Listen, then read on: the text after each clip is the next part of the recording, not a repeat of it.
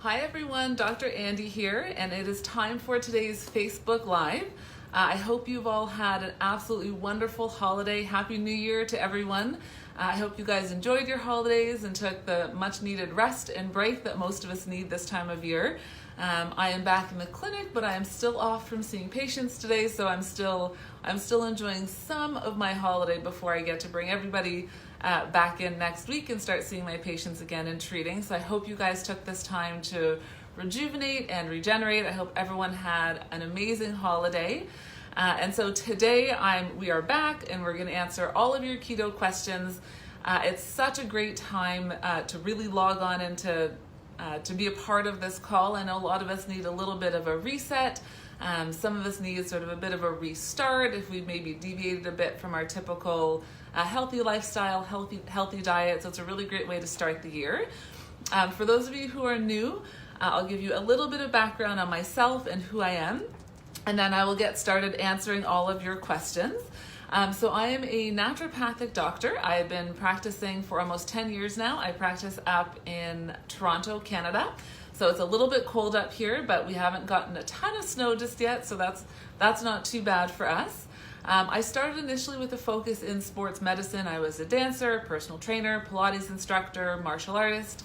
And so I initially started in sports medicine, and then slowly my practice transitioned more into metabolic nutrition, into weight loss, into focusing on hormonal balance, insulin sensitivity, hormone replacement for men and women. And the foundation of my practice is always low carb and keto. I personally have been ketogenic for over 10 years. It's something I've been introducing and practicing with my patients, again, for about 10 years now, and something I've done personally for almost more than that. I work in a clinic with about 19 other practitioners. We have medical doctors, naturopaths, osteopaths, chiropractors, and our foundation for all of the practitioners is really that low carb keto lifestyle. It's really the foundation of all of our protocols and all of our treatment plans for our patients. So I can see your questions coming in already, and I do want to talk a little bit about the reboot, because a lot of people are talking about restarting, needing a reset. How do we do that? And so I talked about this a little bit before we moved into the Christmas holiday. But this is one of the greatest things that I use for my patients as a really good reset or entering into a holiday season. So the reboot is coming up. So I do encourage everyone to join if they can. If you're new to intermittent fasting, then I do encourage you to maybe start with some of those shorter fasts initially, with sort of those 16-hour windows of fasting, and then to join the reboot. So how often do I recommend the reboot? Usually monthly. The way it works, or the way I suggest for my patients, is I encourage them to do intermittent fasting regularly during the week. Once a week, I have them do an extended intermittent fast, so maybe about 24 hours. And then once a month, I want them to do that longer intermittent fast, and that's when I want them to do a reboot, essentially. And it's a really great way. It's a really great way to move into a holiday when you know you're not going to be really on track the way you normally are, and it's a great way to close out and sort of reset in the new year. One of the things I love about this extended intermittent fasting and the reboot overall is, again, we talk a lot about autophagy. What is that? What are we doing when we do this extended fasting? So what we're allowing our bodies, it's kind of a way to sort of clean house. There's a really big link here to insulin as well. We're trying to lower those insulin levels, and when our insulin levels are low, it allows our body to move into that autophagy state, and that's where we can clear out some of those dead, damaged cells that we don't really want to accumulate, and we can allow our body to create new healthy cells. We are also resetting our metabolism. There's often concern about muscle loss, but what we actually find with the intermittent fasting, we also find with intermittent fasting and with the extended reboot, is that we maintain muscle mass. So you're not actually going to lose your muscle mass. It does allow for, again, decreasing those insulin levels and improving that insulin sensitivity overall. So it's a really great way. It's a really great way to sort of reset the metabolism and move into that new year and kind of help give us a restart from some of our indulgence. So some of our questions, can you drink coffee while you're doing a reboot, or if you're intermittent fasting? Yes, definitely you can have coffee. The goal of the intermittent fasting is really just to get those insulin levels down. So there's also some debate. If you're Googling, you'll also see some debate. Can you have that MCT oil? Can you have the 1-4-3 in that fasting window? And essentially, yes, you can. During the fasting windows, what we're wanting to do is decrease those insulin levels. And so things like MCT oil aren't going to cause an insulin spike. So you're still going to get the same benefit if you're introducing some of those oils, or if you're having coffee without sugar in it. Yes, absolutely, you can do those things. Tea is fine.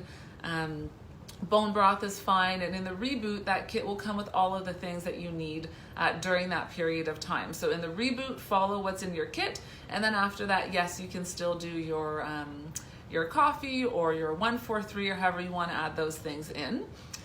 So questions about Keto NAT. I've seen a few questions in here about the Keto NAT.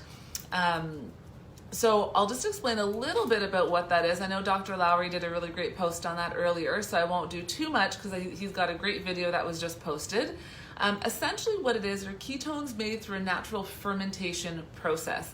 And so fermentation is similar to what happens when we have lactic acid buildup in our muscles, for example. So when you exercise and your muscles get a little bit sore or tight, that's a process of fermentation where we build up lactic acid. So essentially what it means is there's a lack of oxygen, which allows us to create an acid. And that's essentially what is happening, and that's what we've done in order to create ketones. So it's a natural fermentation process without any additives or chemicals along the way. And what we're finding with some of the individuals who are taking NAT is that they get fewer digestive upset. Some people get a little bit of, they might get a little bit of nausea or upset stomach initially, or heartburn when they first start taking their ketones, and that does go away as you adapt. But we're finding that that's a little bit less with the Keto NAT version. And so that's often helpful. So it's a little bit less with the Keto NAT. And we're finding the absorption is really great as well with the Keto NAT. So definitely worth a try. So hair loss, lots of questions about hair loss. So generally, if somebody is experiencing hair loss when they start to follow a ketogenic diet, essentially what that tells me is that they're either not doing it properly or they're nutrient deficient. If you are following your diet properly, and again, when you Google, you'll see a million different ways to follow a ketogenic diet. And often what I find is people are just eating, chicken and lettuce all day long, and they think that they're keto, but that's not really keto, and they're missing out on those fats. And those fats are essential for hormone production, for the growth of hair, our nails, healthy skin. So I'll often see individuals experiencing hair loss or thyroid disruption when they're not following the diet effectively or properly. But when they have all those nutrients in, they're getting the fats in, their minerals are balanced, we don't see that. You also have to remember that hair loss is something that we see after a 3-month period of time. So if you start to experience hair loss, you need to go back 3 months and figure out what happened 3 months ago. So if you've just started a ketogenic diet, you just started ketones, and you're experiencing hair loss, that's probably not it. It's something that happened 3 months ago, because there's a bit of a 3-month lag period when it comes to hair loss. So you have to keep that in mind as well, and kind of go back and see what happened 3 months before. So someone who is hypoglycemic, that's someone, if you're hypoglycemic, there is a lot of concern about intermittent fasting or fasting overall and extended reboot if you're experiencing hypoglycemia. And so if you are hypoglycemic, you will have to approach that a little more slowly. But essentially, I do find with my patients who do experience hypoglycemia, once you become keto adapted, you don't experience that same impact or influence that you feel when your blood sugar is low, because your body is using fat for fuel. But you just have to work with your healthcare provider so they can help you manage that effectively and help you work towards a lower sugar, higher fat diet and that fasting in a way that will work for you, and where you won't experience some of those same effects that you're concerned about. So gallbladder, what happens if you don't have a gallbladder? So I get that question a lot. Essentially, with a gallbladder, if you're concerned about taking exogenous ketones, there's no issue with taking exogenous ketones if you've had your gallbladder removed. The concern is often that you're not able to digest fats when you've had your gallbladder removed. So taking exogenous ketones shouldn't be a problem. Again, ask your healthcare provider, make sure it's right for you, and that they've approved that it's okay for you to take. But no, you shouldn't have any issue. And for those who are following a ketogenic diet who don't have a gallbladder, those are individuals who will need to be taking a digestive enzyme with ox bile. And the ox bile will help to break down and digest those fats, which is often the concern of someone who's had their gallbladder removed.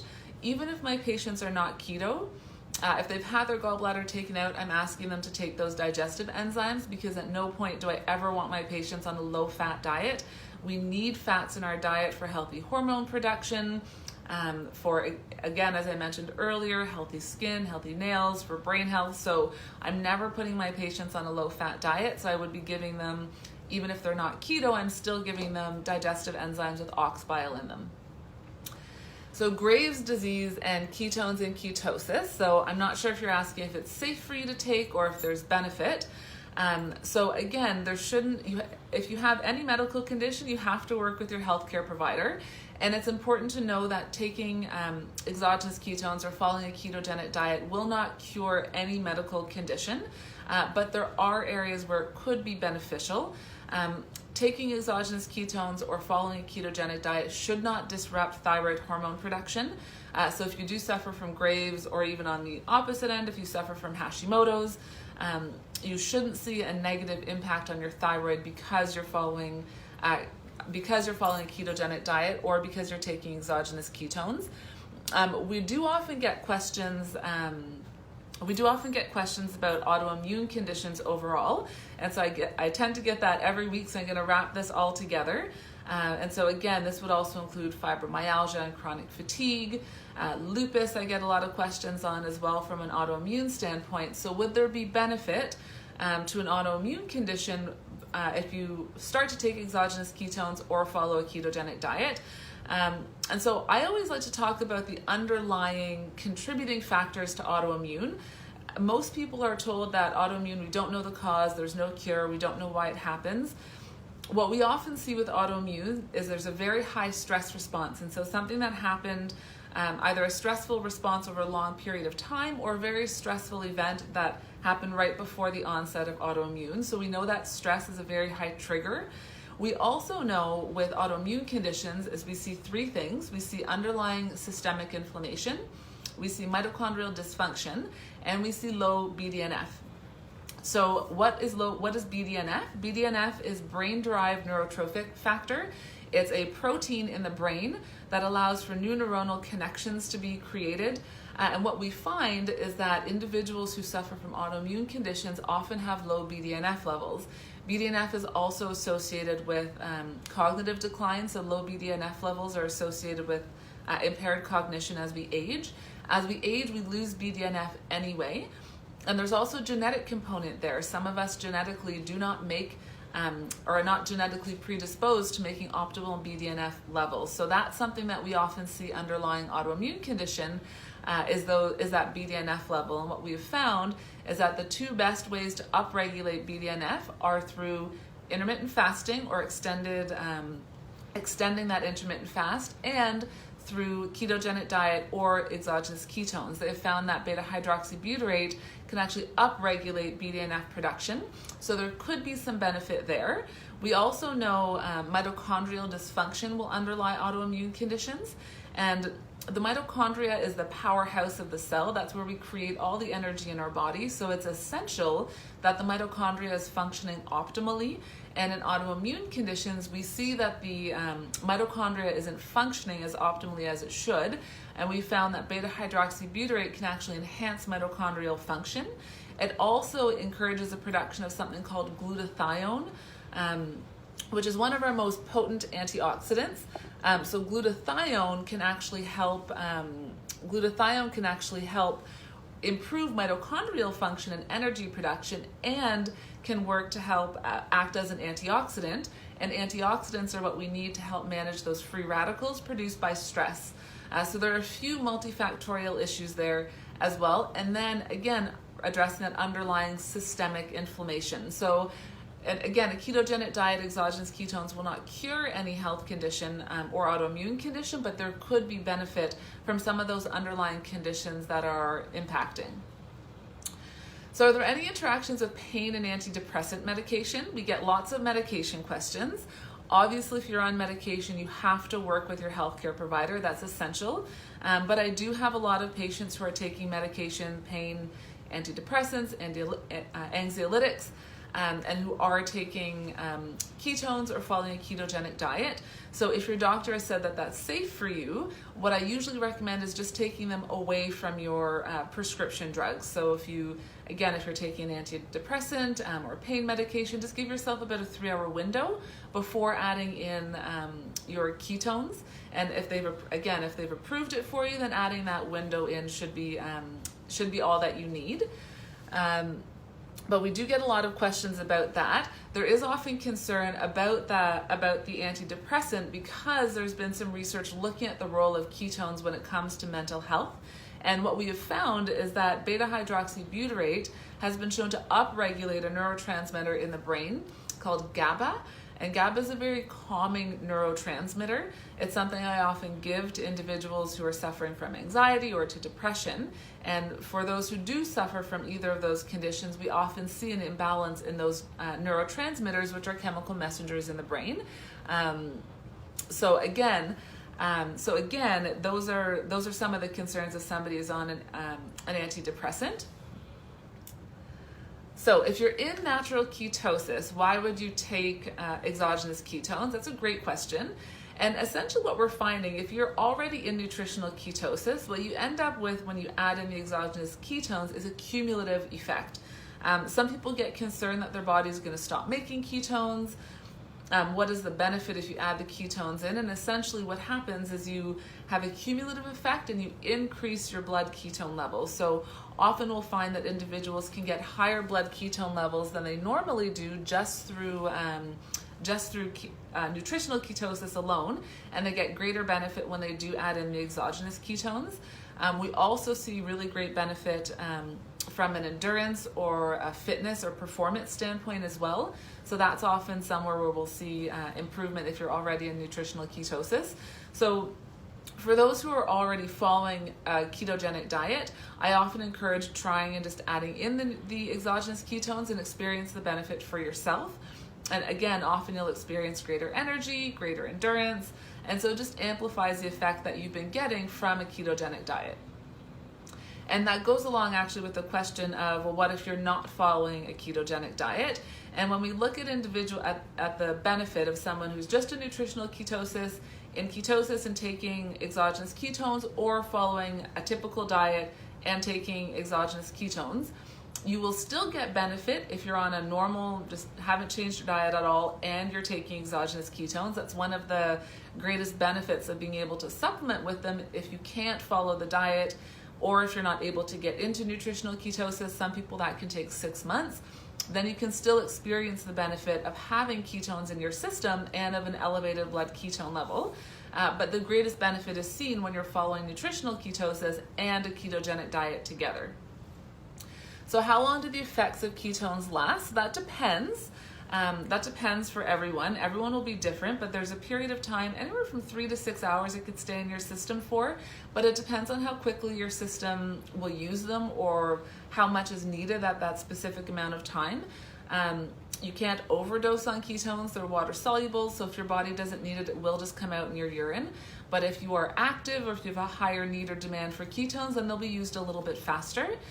So I'll often recommend for individuals starting with one pack or one serving a day, usually in the morning if you're new, but I usually move my patients up to twice a day. So I'll have them do it in the morning and then maybe in the afternoon when most people get that energy dip, or if you work out in the evening, just before the evening workout as well. So questions about celiac disease.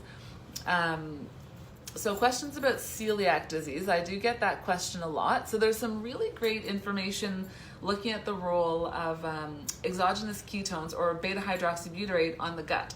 And what they've found is that beta hydroxybutyrate actually encourages the production of healthy gut bacteria. There's also some research looking at some potential anti-inflammatory component of beta hydroxybutyrate. Again, it's not going to cure any autoimmune condition, and I touched on autoimmune a bit earlier, and celiac disease is an autoimmune condition. You can't cure it, but you do obviously have to be 100% gluten-free. There is an increased risk of colon cancer if you do have celiac and you're still consuming gluten. So it won't cure celiac disease at all, but it could help encourage some of that healthy gut microbiome overall, but it won't be detrimental if that's the concern. It's not going to be detrimental. How long before a workout should you be drinking ketones? So usually I recommend doing it about 30 to 45 minutes before a workout.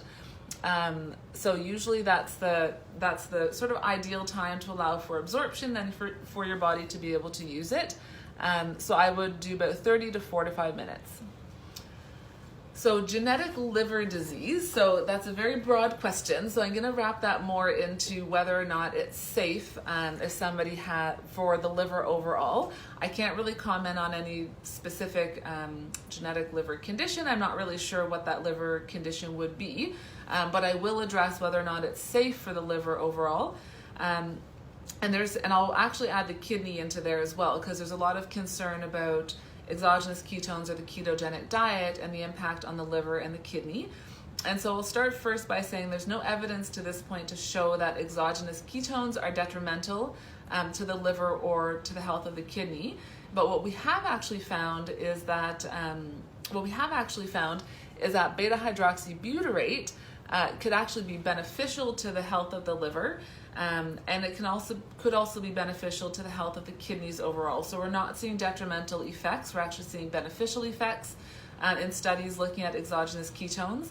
There's some really interesting research looking at individuals who are going through dialysis, and they find that they do better when they're following a ketogenic diet as well. So there could be some benefit there, but no, we haven't seen any detrimental impact.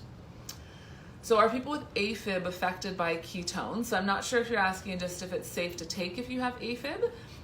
So again, if you suffer from any medical condition, you have to work with your healthcare provider.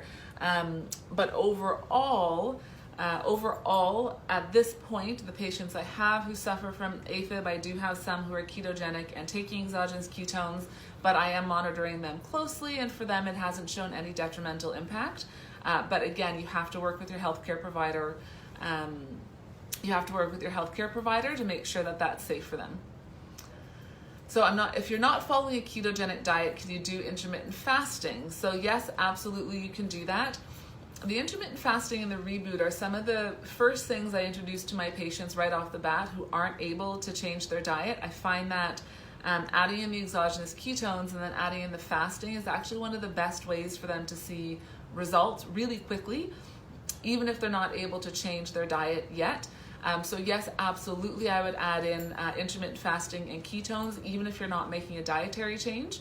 And then I would also absolutely make sure that you're adding in the reboot and some of the extended fasting, especially if you're not going to make any dietary changes. Those would actually be very beneficial. So yes, I would say to add that in, absolutely. So what I think about intermittent fasting and coffee creamer in your coffee. So a little bit earlier we were talking about MCT oil and what is considered breaking your fast.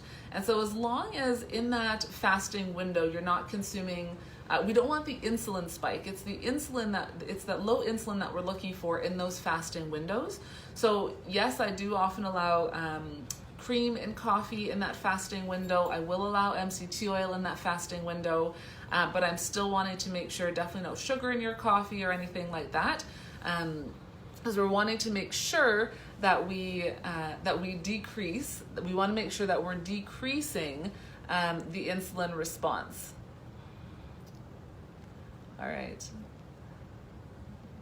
So many questions. I hope I get through all of this for you. So can you take Synthroid at the same time? So Synthroid, I talked a little bit earlier about taking medication and ketones. So if your doctor has said that it's safe for you, If your doctor has said if it's safe for you, then yes, absolutely you can take it. Just take it away from Synthroid. Synthroid is something you're supposed to take first thing in the morning, away from all other supplements anyway. So you want to make sure that you maintain that window and don't add anything in until that complete window has cleared, often 2 to 3 hours. So sodium. Sodium, we get a lot of questions about sodium overall. There's a really great article on the Prove It website called "It's Not Salt's Fault." Salt has been, and sodium has been demonized similarly to the way fats have been demonized. So there is not as much risk with consuming sodium as people have been led to believe. If you're somebody with a sodium sensitivity or something like that, that might be different, or a genetic condition that you aren't able to tolerate high sodium levels, also that's different. But overall, sodium is not as detrimental as we have been led to believe. So I'd encourage going to read that article. I've seen a few questions about medical practitioners and talking to your doctor and trying to introduce them to ketones or talk to them about the sodium content. And it's really hard to change someone's current school of thought if they're not open to another way of thinking. So if your doctor's not open to looking into what you're taking or doing a little bit of extra research on that, then my suggestion would be to find another practitioner who is, somebody who's able to support you while you move into a ketogenic lifestyle and taking exogenous ketones. But again, there's nothing you can do, there's nothing you can do to force your doctor to understand or to look into it. So if that's the case, then you do need to find a provider, an additional provider at least, who can support you through that. So ketones and concussions, that's a great question. So ketones and traumatic brain injury, there's a lot of research going on right now looking at the role of beta-hydroxybutyrate and concussions. I do like to talk a lot about TBIs, or traumatic brain injury, as well. What we find with traumatic brain injury and also with Alzheimer's is anytime we have any kind of impairment or injury to the brain, the body can't, or the brain can't use glucose as fuel. So it's not actually able to uptake glucose as its primary fuel source. And this is where we start to see some of those negative effects after a concussion. This is where we see some of the decline with cognition as well. So although our glucose metabolism is impaired, what we have found is that our ketone metabolism is not. So the brain can't use sugar, but it can use ketones. So there's some really interesting research looking at the administration of exogenous ketones extremely, or right after a concussion, and the benefits that people will experience there as well. So often, and yes, talking about kids with concussions, or people who are playing contact sports, hockey, football, it would probably be a great idea to give those individuals ketones while, right after a game or while they're playing, just to support brain health overall. But absolutely, it would be worth it to introduce it if they have suffered a concussion, as long as their healthcare provider has said that it's right for you. So does prednisone keep me from being in ketosis? So that might be tricky, actually. So no, it shouldn't prevent you. It might be a little harder for you to get into nutritional ketosis because there are a lot of other hormones at play now. So it might be a little bit more of a challenge for you to get into nutritional ketosis. But this is where exogenous ketones could play a role as well if you're not able to move in. Again, it depends on your dose, how much you're taking, how often, how long you're on it for. Usually you're not on it for long periods of time, so that will depend on each individual. But you should, if you're not on an extremely high dose, be able to get into nutritional ketosis. It might take you a little bit longer. But if you're not able to, then that's where I would add in the exogenous ketones if your doctor says it's safe given your health condition. So ketones and high blood pressure. So I'm going to take that'll be my last question, I think, for today, but I get tons of questions on blood pressure, and I'm going to add in cholesterol in there as well. And so the concern is often, will ketones lead to elevated blood pressure, high cholesterol? And the answer to that is no, it shouldn't. What we do often see with a ketogenic diet is you will see an initial spike in cholesterol levels, but that will usually level out and go down. So I encourage patients to give themselves a 6-month window to allow for that sort of rebalance of their cholesterol levels. Sometimes I'll check again at the 3-month level just to see if the HDL has gone up, which is a good cholesterol. But if the other cholesterol levels or LDL have gone up, I just wait a little bit. I want that 6-month period of time, and it does usually come back down. And it shouldn't cause an increase in blood pressure either. And there is some interesting research looking at ketogenic diet and a sort of a low fat diet, and they find that the low carb diets are the most beneficial when it comes to decreasing waist circumference, decreasing blood pressure, and cholesterol levels. So I hope that answered all of your questions, you guys. I hope you've had an absolutely wonderful start to your new year. I will try and go back and answer some of your questions if I miss them. If not, we have an amazing epic event coming up soon, so hopefully you'll all be there. Please come and say hello. Ask me your questions, share your stories. That's my favorite part of the Prove It community, so please come by and say hello if I do get a chance to see you at Epic, and I hope you'll be joining all of us in the reboot coming up this week. So enjoy the rest of your week, everyone.